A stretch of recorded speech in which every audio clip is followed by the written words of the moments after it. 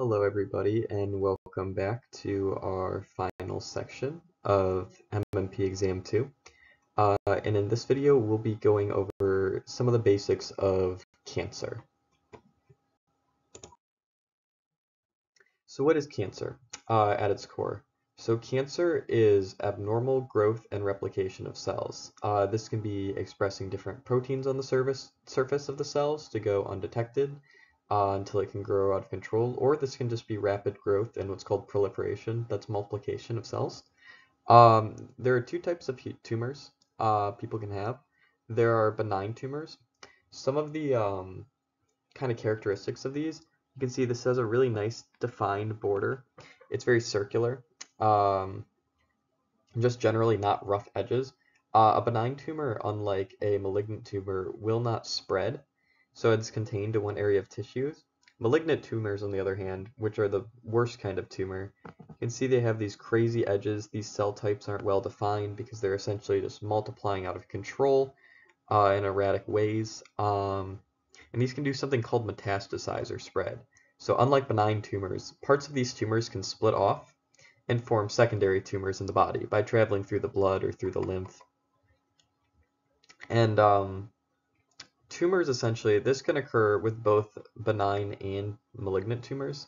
Generally more so in malignant, is they can destroy the function of tissues around them. Benign may be more self-contained and less readily able to harm tissue around it, but keep in mind it is a growth that's taking nutrients and things away from the surrounding area. Where especially malignant tumors will uptake way too many of these resources and even damage the tissues around them. So those usually cause more damage. And what causes cancer at the end of the day? How does this come about? Well, cancer is generally a genetic disease. And there's a few ways this can happen. Mutation's the main one. Well, our body has a lot of ways to kind of try to get rid of mutations and monitor them. There's external factors that can lead to these kind of mutations. One really common example is UV light. And a common way this affects DNA specifically is it'll cause dimerization between thymine bases. That essentially means instead of bonding to their adenines on the other side of DNA, the thymines will actually bind to each other just through the energy of that UV light.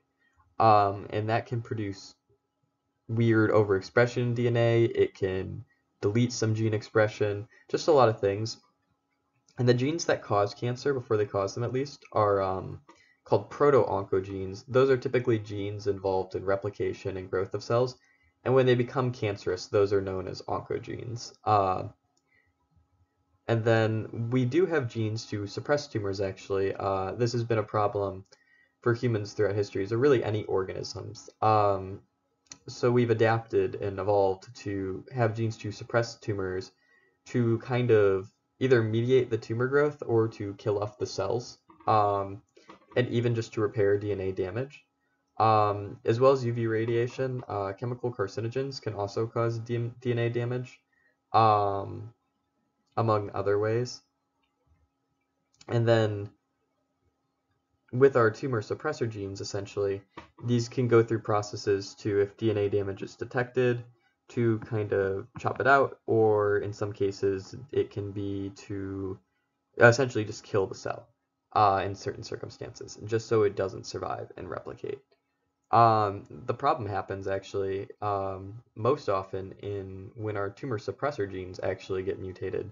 In some ways that they can affect the cell is we either produce too little of a tumor suppressor gene to catch everything, if we have a mutation in that protein as well, or we can have protein misfolding based on DNA changes in tumor suppressor genes. And this in itself can actually make it so cancer can lead. So it's not even so much that the cells necessarily has a problem with over-replicating. It's just our growth regulation genes get mutated, or our genes that prevent erratic growth can become mutated and then cause cancer to form. So I also mentioned that damaged DNA can be repaired. As I mentioned, I think it was back in the second video in this series, we have exo and endonucleases, essentially things that will target damaged DNA and chop out bad parts and put good parts back in, just to prevent them from further damage. Um, there's certain mutations specifically that can make it more difficult for these to work. Specifically, the BRCA proteins, 1 and 2, namely. And this will essentially affect how these new DNA segments are able to join up at the end, whether or not they're able to successfully join. And in the case of like damaged DNA and damage with this gene, you may not be able to repair DNA properly or even remove the error in the first place. So that can lead to further mutation. So another kind of instance of the regulatory proteins being the reason why our cancer emerges rather than a new disease state itself. Okay, so some of the reason cancer can occur, besides direct damage, or at least this is more what direct damage will lead to, is on the surface you can actually have an overexpression of receptors, which kind of makes sense. If these receptors signal like cellular growth factors, and there's like more of them on the surface, you're going to get more of that. The cells are going to replicate more. But also something as well is if an area in the body is producing more ligands for a receptor, um, and this would typically be something synthetic that's made in the body, um, you can essentially upregulate how often those receptors are being hit, even if there's a normal number of them, which can again lead to more of these factors. So at the end of the day, it kind of does the same thing, just in the sense that the cell is growing more and it can grow out of control. A common example of this is these EFGR receptors.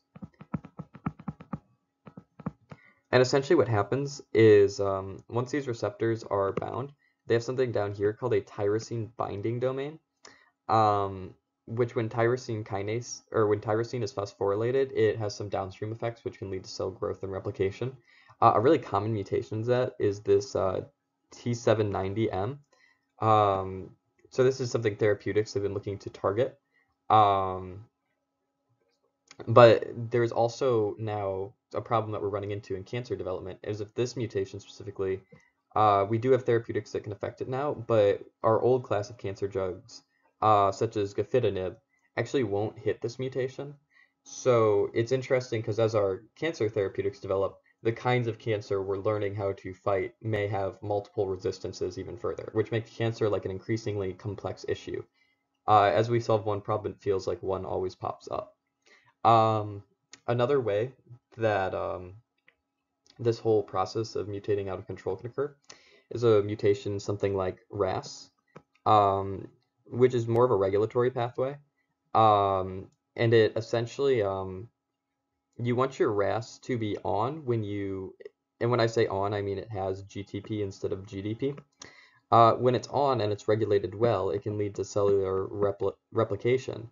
But in this case, if you have a RAS protein that's always on, it can't be turned off by, let's say, this GAP protein right here, which can dephosphorylate it. Then you have a problem with your cells over-replicating inside the cell, and that can just lead to a whole host of problems. So even if it's not like an extrinsic factor like a ligand, this intrinsic problem can also lead to replication. Another way that this can happen is for more of the downstream like products. Uh, Cyclins and CKIs and CDKs regulate gene expression, but what if one of these is upregulated or mutated to a way where it's always on or can more easily bind or transcribe, this can lead to overexpressed cell proliferation, which again can lead to out of control kind of replication and growth and eventually lead to possibly a tumor. So we have a lot of ways that these problems can occur, but our body is pretty good at fixing these. I mentioned before that we have some tumor suppressor genes. The most common transcription factor of these is what's called P53. P53 has a lot of functions in the body. It has a lot of ways where it can stop cancerous cells. It can target the P21 protein, which is a CKI. And if it sort of targets CKI and turns it off, then it's essentially it can like lower cell proliferation. Um, as well as that, P53 can promote the production of repair enzymes in the body. It upregulates them. So if we have more P53, we have more chances to repair. And P53 is also upregulated when the cell thinks there might be something that's amiss. So that's really nice. And P53 as well can also upregulate apoptosis. Oh my goodness, apoptosis. which is essentially programmed cell death um, of defective cells. Yeah, so there are a few ways that P53 can work there. I would say it's probably our most important kind of tumor suppressor prevention gene, and I would definitely learn that one for your exam. A little more on apoptosis. There's two ways that it works. There's extrinsic and intrinsic. Extrinsically, you'll have a cytotoxic T cell present a ligand of some kind to a what's called a death receptor. And this ligand may be essentially like a broken down part of another cancer cell or a viral cell. If you remember back from, I learned this in anatomy in my undergrad, but the same types of cells that kill cancer cells also kill viruses. So there are these ligand presenting cells, which will activate this FADD protein in the body. And essentially what these will do is they'll go downstream until they target our mitochondria.